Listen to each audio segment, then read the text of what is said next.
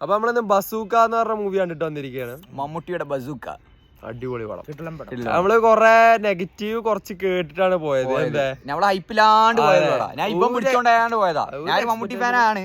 പക്ഷെ പടത്തിന് ചെറിയൊരു ഹൈപ്പ് കമ്മി ഉണ്ടായിരുന്നു. എക്സ്പെക്ടേഷൻ ഒന്നും ഇല്ലാണ്ട് ഞങ്ങള് പോയി കണ്ട്. പക്ഷെ മമ്മൂട്ടി സൈഡ് ക്യാരക്ടർമാരാണ് കൊണ്ടായിരിക്കണത്. ഗൗതം വാസുദേവനാണ് അതില്. ഗൗതം മേനോൻ അടിപൊളി. പക്ഷെ മമ്മൂക്കയുടെ സൈലന്റ് പൊന്നെ പറഞ്ഞ് മതി.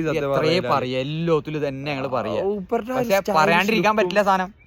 ആ സാധനം ഉണ്ട്, മുതലുണ്ട്. പിന്നെ പടം ലാസ്റ്റത്തെ ഒരു 20-30 മിനിറ്റ് ചെയ്തിട്ടുണ്ട്.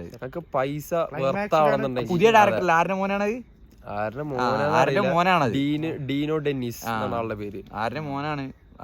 പിന്നെ മ്യൂസിക് സയ്യിദ് അബ്ബാസ് എന്ന് പറഞ്ഞ ആളെ ചെയ്തേക്കണത്. ഒറ്റ മോനെ ഒരു ഫസ്റ്റത്തെ ഒരു പോർഷനിൽ ഒരു അടിപൊളി മ്യൂസിക് വരാണ്ട് അടിപൊളിയായി ചെയ്യുന്നുണ്ട്. പക്ഷെ ആ 20 മിനിറ്റ് കണ്ടാൽ തന്നെ പടം മൊത്തം സത്യം ആ കുറച്ച് ലാഗ് ഉണ്ട് അവിടെ ഇവിടെ ഒക്കെ ആയിട്ട്. പക്ഷെ അത് ഈ പറഞ്ഞ പോലെ ലാസ്റ്റിലേക്ക് വരുമ്പോ നമ്മളാക്കട്ട് മറക്കും.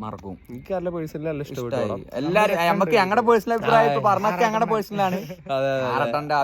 ശരിക്കും അങ്ങനത്തെ ഉള്ള ആൾക്കാരൊന്നും ഒരിക്കലും പ്രൊമോട്ട് ചെയ്യാൻ പാടില്ല. എനിക്ക് പേഴ്സണലി ഇഷ്ടമായില്ലായിരുന്നു. അതല്ല, നമ്മളിതിപ്പോ ഞങ്ങളുടെ ഈ പറഞ്ഞൊക്കെ ഞങ്ങളുടെ പേഴ്സണൽ അഭിപ്രായം. ആരെന്തോന്ന് പറഞ്ഞാൽ ഞങ്ങൾക്ക് പ്രശ്നമല്ല. അതെ, എന്നാലും ഞാൻ എവിടെയും പറയും ഇങ്ങനത്തെ ആൾക്കാർ ഞങ്ങൾക്ക് പടം ഇഷ്ടായി.